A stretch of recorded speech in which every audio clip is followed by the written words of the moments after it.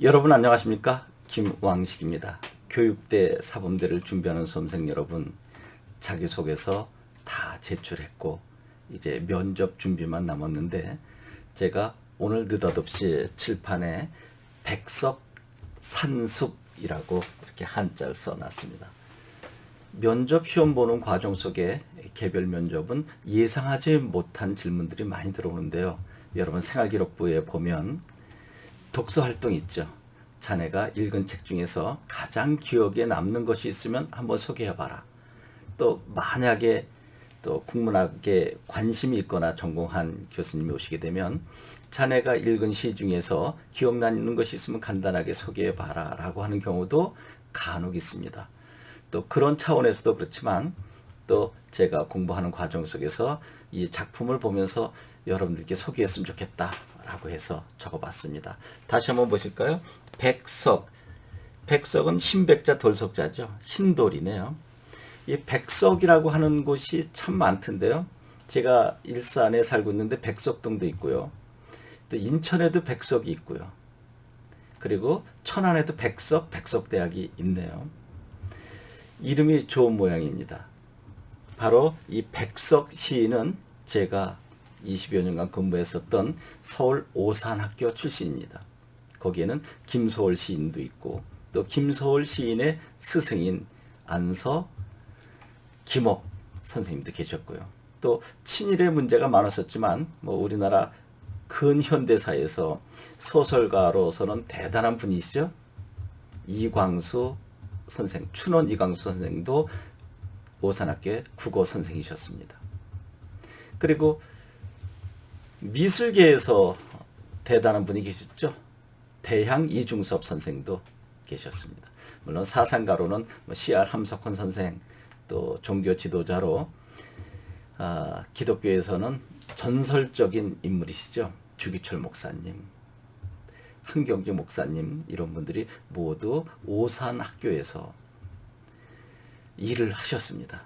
저도 그곳에서 그분들의 후예로 국어교사로 재직을 했었는데, 지금 돌이켜봐도 부끄러운 점도 많지만 행복했던 시절도 많습니다. 그분들의 후예가 되기에는 많이 부족했죠. 그러면 이번 시간에는 백석 시인의 산숙이라고 하는 것이 어떤 것인지 한번 하나하나 감상해 보도록 할 텐데, 제가 암송을 못해서 자료를 가지고 왔으니까 양해 바랍니다. 이 산숙이라고 하는 것은, 이 숙은 잠잘 숙자입니다. 숙박시설할 때 숙이죠. 그러니까 산속에서 하룻밤을 묵는다, 이렇게 보면 되겠죠. 항상 저는 시를 공부할 때 제목을 먼저 생각해 두고 백석 시인과 제가 동등한 입장에서 견주어 봅니다. 백석 시인, 당신이 이 글을 어떻게 썼는지 모르지만 나도 나름대로 이렇게 구상해 봤어 라고 3, 4분 정도 생각하고 나름대로 4, 500자 정도 시가 아니지만 메모해 둡니다. 그리고 제가 생각한 거와 백석 시인의 생각이 맞아떨어지는 부분이 있으면 나도 좀 기질이 있는데 라고 하고, 또 그렇지 않은 부분이 있으면 내가 많이 모자르구나, 역시 백석 시인이 나보다 낫네, 당연히 낫겠지만요. 그리고 또 한편으로는 그런 욕심도 생깁니다. 이 표현은 내가 더 낫지 않을까? 라는 생각을 해보기도 하면서 슬쩍 겸연적인 미소를 짓기도 하죠. 보겠습니다. 여인숙이라도 국수집이다. 여인숙이라도 국수집이다. 메밀가루 포대가 그득하니 쌓인 웃가는 들문들문 덥기도 하다. 백석 시인의 가장 큰 특징은 시호의 조탁이라고 하죠. 아름다운 시호를 잘 다듬는 거죠. 다시 한번 볼까요? 메밀가루 포대가 그득하니 쌓여 있는 저 윗칸은 들문들문 덥기도 하다. 여기서 덥기도 하다를 더읍기도 하다 그랬고요. 나는 낡은 국수 분틀과 그지런히 누워서 구석에 대글대글하는 목침들을 배워보며, 여러분 목침 알죠? 요것만한 나무 토막입니다. 그게 이제 서너 개가 이렇게 굴러다니는 거죠. 이제 그것을 거기에서 하룻밤 묵는 사람들이 다 베고 잤으니 거기에 얼마나 그 목침에 때가 묻어 있겠습니까? 그것을 때결은 이렇게 표현들을 합니다. 때 묻은 하지 않고요. 때가 결다라고 하는 표현을 쓰는데 여기서는 구석에 대글대글하는 목침들을 베어보며 이 산골에 들어와서 이 목침들의 새까마니 때를 올리고 간 사람들을 생각한다. 여기서 때를 올려놓고 간 나그네들을 생각한다. 그 사람들의 얼굴과 생업과 마음들을 생각해 본다. 여기까지가 끝입니다. 이것은 1938년 조광이라고 하는 잡지에 실려 있는 작품이죠. 여러분들이 잘 알고 있는 안도현이라고 하는 시인 아시죠? 아주 유명한 시인이죠. 제가 오산학교 문해 담당을 할 때 이 선생님을 모시고 서울문학제에서 시 강연을 한번 들은 적이 있었는데 참 좋았습니다. 이분은 이 백석 시인을 나의 시사부라고 높게 평가하고 있습니다. 그러니까 백석 시를 읽고 시인이 되었다라고 하는 거죠. 제가 언젠가 영상을 올리는 과정 속에서도 소설가들도 나의 소설 선생님이 계시다고 했습니다. 그게 바로 관촌수필의 작가 이문구 선생님이죠. 여러분 관촌수필이 수필 에세이가 아닙니다. 관촌수필이라고 하는 소설 제목인데 이문구 소설가 수년 전에 돌아가셨는데 이순원이라고 하는 소설가 아주 그분도 유명하신 분인데 직접 TV에 나와서 나의 소설의 스승은 이문구 선생님입니다. 그분의 소설 작품을 수십 번 읽고 또 베꼈으면서 습작 활동을 했습니다. 라고 하는 것을 보면서 많은 생각을 하게 합니다. 여러분, 시 한 편을 쓰는데 얼마나 많은 시간이 걸리는가 상상해 보셨습니까? 저 1분밖에 안 걸리는데요. 라고 하는 학생들도 있을 텐데 좋은 시 말입니다. 남들이 보편적으로 인정하는 시 한 편을 제대로 쓰려면 어느 정도 시를 읽어야 되냐 하면 시집이 여러분 집 천장까지 쌓여야 된다는 것입니다. 수백 권이죠. 수백 권의 시집 속에 있는 수천 편을 아주 꼼꼼하게 읽고 또 중요한 부분은 메모해 두어야지 한 편의 시를 쓸 수 있다라고 합니다. 그러니까 시를 쓰기 전에 많이 읽어라 라고 하는 것이죠. 여러분도 한번 도전해 보시겠습니까? 한 편의 제대로 된 시를 쓰려면 수천 편을 읽어야 된다. 수백 권의 시집을 그것이 쌓여서 천장까지 닿아야 한다. 또 그런 얘기 제가 저 뒤에 수중이라고 하는 글자를 그냥 개발 그려놨지만 저는 뭐 붓글씨를 잘 못 씁니다. 국전에 서해 대전에 입선하려면 저렇게 얇은 화선지를 차곡차곡 누르고 쌓아서 침대를 만들어서 거기서 잘 수 있어야 한 편의 작품이 나온다고 합니다. 그래야 입선될까 말까. 제가 여기서 이야기하는 바는 무엇입니까? 노력이죠.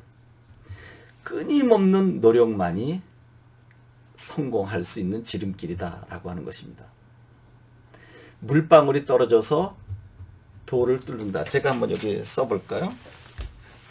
여기 한번 써보겠습니다. 여기에 물 숫자를 썼습니다. 이건 물방울이라고 생각할까요? 물이 여기서 능입니다. 능은 뭐뭐 할 수 있다죠. 영어의 can입니다. 죄송합니다. 수능, 물은 뭐뭐 할 수 있다. 그러니까 뒤에 본동사가 나와줘야 되겠죠. 여기에서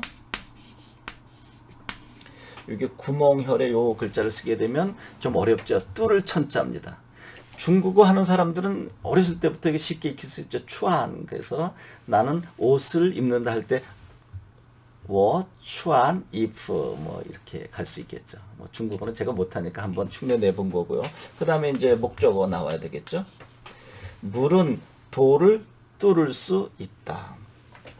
가능한 일입니까? 물방울이 뚝뚝 떨어져서 돌을 뚫을 수 있다. 불가능한 것처럼 보이지만 그 물방울이 똑같은 곳에 수백, 수천, 수만, 수억만 번 그대로 떨어지게 되면 그 물방울이 밑에 있는 주춧돌까지 뚫을 수 있다라고 하는 것입니다. 백석 시인도 이 시를 쓰기 전에 얼마나 많은 노력을 했을까요? 상상할 수 없는 노력이 있었을 것입니다. 제가 여러분들께 드리는 말씀은 이 백석 시인의 산숲이라고 하는 작품을 감상하는 것도 중요하지만 매일 아침 일어나서 여러분들만의 것을 20분 내지 30분 정도 한 10년간 해보십시오. 리코더를 잘 부는 사람은 매일 아침 뭐 좋습니다. 5분 정도도 좋습니다. 심지어는 교대 면접 보러 가는 날까지도 5분 리코더를 분다든지 피아노를 쳐본다든지 아니면 매일 맨손 체조를 한다든지 제자리 뛰기를 해본다든지 그렇게 해서 5분 내지 20분 정도를 10년간 반복해서 끊임없이 하게 된다면 그 분야의 전문가가 된다는 이야기를 합니다. 내가 정말 축구 선수가 되고 싶다 그러면 매일 아침에 일어나서 5분간 슛 연습을 해보시고, 그리고 장종훈이라고 하는 옛날 화나의 홈런왕 있죠. 그분은 연습생으로 들어갔다고 하잖아요. 그런데 이제 주전자만 들고 다녔던 거죠. 뭐 정확한 정보인지 모르겠지만 다른 사람 연봉 몇 억 될 때 프로 선수들 뭐 4,500만 원 정도도 안 됐다라고 합니다. 그래서 다른 분들 다 다른 선수들 잘 때 그 장종훈 선수는 몰래 일어나서 그 숙소 뒤에 보면 이렇게 타이어가 있죠. 그걸 계속 이렇게 배팅 연습을 하는데 새벽까지 했다 그래요. 아마 수백 번, 수천 번 남 모르는 속에서 타이어를 쳤던 거죠.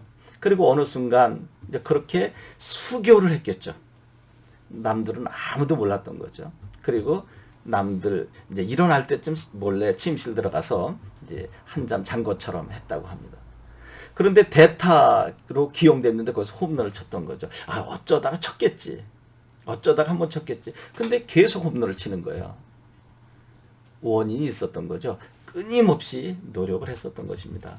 안도현 시인이 백석 시인의 시집을 여러 권 사서 수십 번 읽어가면서 중요한 구절들을 습작하고 해서 유명한 시인이 된 것처럼, 또 장종훈 선수가 끊임없이 남들 잠잘 사이에 숙소 뒤에서 타이어를 쳤던 것처럼, 또 손흥민 선수 이야기해야 되겠네요. 원래 오른발잡이잖아요. 그런데 항상 왼쪽에서 왼발로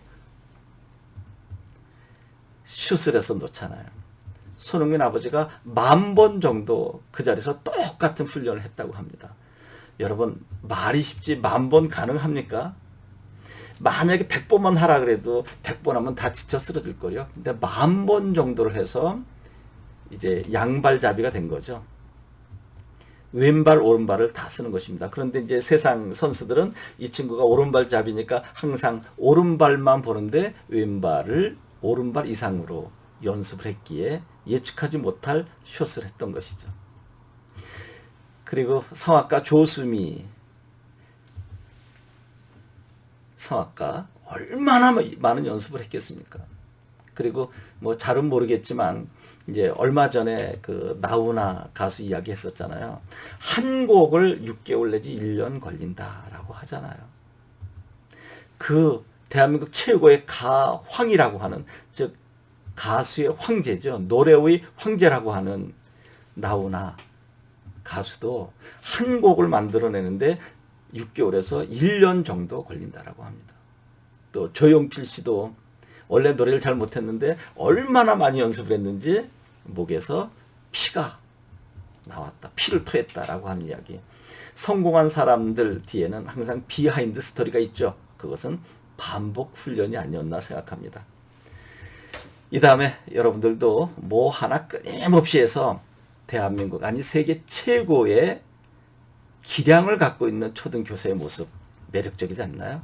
이렇게 해서 오늘은 백석 시인의 산숲이라고 하는 정겨운 시 작품을 감상해 봤습니다. 여러분 고맙습니다.